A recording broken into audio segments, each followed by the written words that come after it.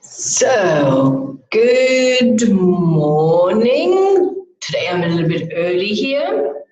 So let me see, I need to share that.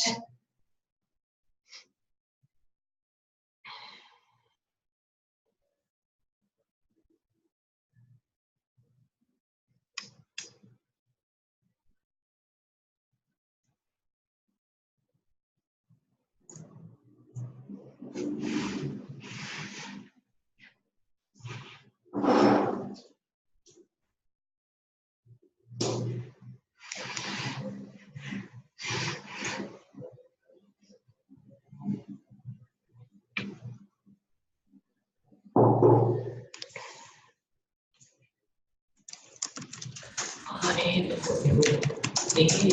feasibility study. Oops, okay. And live on Facebook we go. Okay, great.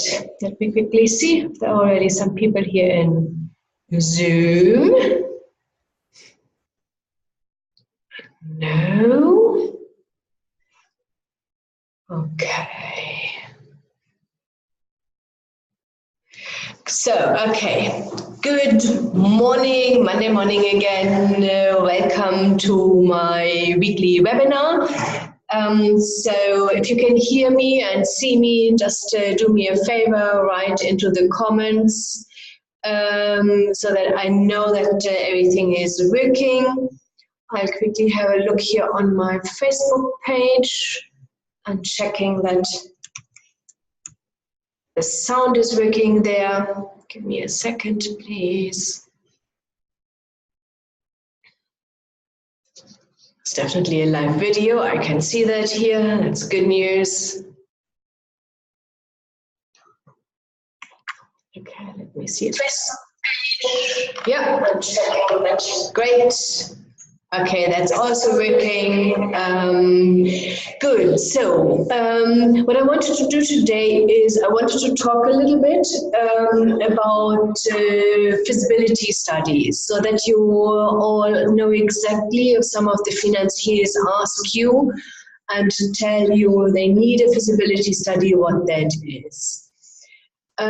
Usually what we always recommend is if you want to apply for finance, you should have offtake agreements with potential clients in place. This is usually only possible if your product or service, what you offer, if you offer it to other businesses. Because they will be able to say, yes, this product is something what we need each and every month, and they are able to say, we usually buy 100 units of it, and we usually pay 1,000 rand per unit for it. Yeah. If you are doing this for private people called end users, then it is a little bit more difficult because then you are not able to sell to one person 100 units or 1,000 units or 20,000 units. They usually only buy small. Okay, so somebody can see me. That's absolutely great. A small little amounts of toilet paper, shampoo, jam, or whatever you want to produce. Yeah. So, and specifically, if you are also in the hospitality industry, this having offtake agreements is close to impossible. Okay. There are some examples. If you do catering for businesses, then you would be able to do that. But if you have a normal restaurant, coffee shop, or something like this, you don't. That means now you need to have a feasibility study. And that includes, number one is your exact location, your competitors around you who offer something similar, like a petrol station, if you want to open a petrol station, or some restaurants, and then you just need to explain, okay, there is restaurant A, B, there is 2 km away from me, this restaurant is there, or next door, this restaurant will be there. So that they want you to be aware of it, okay? But they also want to know that exactly. The other part is of this, what is important for feasibility study is now some statistics. So how many people are living in this area? I don't know, maybe 20 Ks around you if it is a restaurant, retailer. So people are willing to drive a little bit here in South Africa. I know that for a fact. So you then determine and say, okay, in this area there are 100,000 people living. You have in South Africa this living standard LSM measurements, okay? And I remember I also filled out some of these forms where they ask you, okay, do you have a washing machine? Do you know, so all these technical, do you use cell phones? Do you have your own computer? And according to this, you are then graded into these different LSMs. And statistics usually has these numbers also for a region, so where you'll then be able to say, yes, here are, in my area, there are middle income earners. They are usually going out for dinner, I don't know, once or twice a month. And this is my target market. So these are some components of a feasibility study, so that you know what needs to be covered.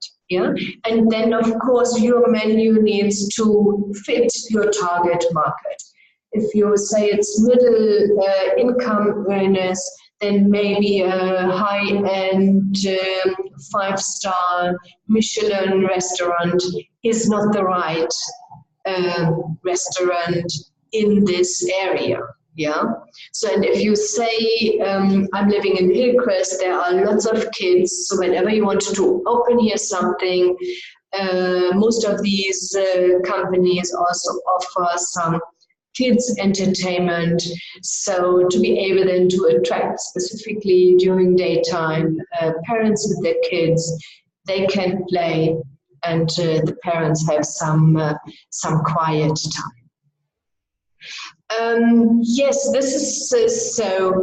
Most of the time, this feasibility study should be also covered in your business plan, and depending on the package you've chosen with us, if we do the business plan for you, it will be included in the business plan. But this is a new rules from NEF and also CIFA.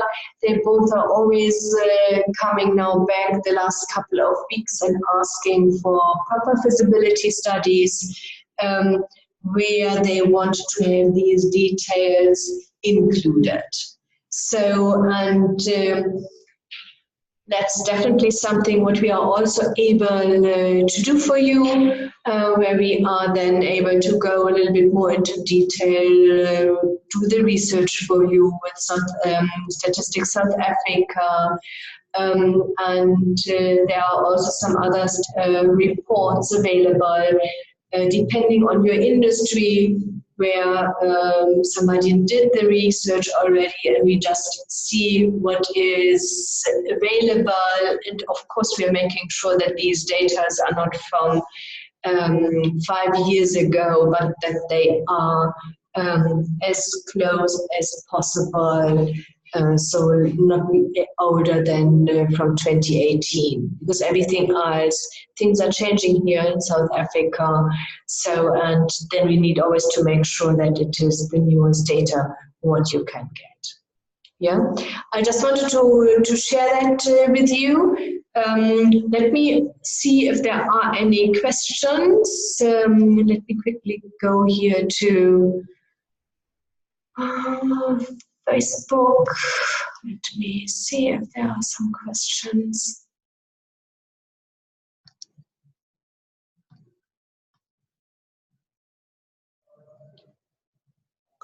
Okay. Of course, you always, okay, so whatever I'm sharing here, you are always able to also do that on your own. If you know how to do research online, you know how to use Google professionally, hey, of course, you can do that on your own. I always recommend take your time, maybe double check again what needs to be covered in the feasibility study. Put yourselves in the shoes of a financier. Always think about if somebody would ask you for some money, what would you like to know from them so that you really feel comfortable that this person is able to repay the loan. Yeah? And let me also have a look here at Zoom. There are also some people here in Zoom. Okay. Yes, like I said, most of our business plans have portion as a feasibility study included, specifically now where we know exactly what the financiers want to know. And like I said, we always recommend that as an applicant, if you want to apply for finance, that you have some offtake agreements with the potential customers in place. And if we see that this is not possible in your industry, we will include that in your business plan, depending on the package you have chosen. Yeah, the standard one has, of course, only a small little market research included. If you choose the premium one, we put more emphasis, and this will cover the feasibility study.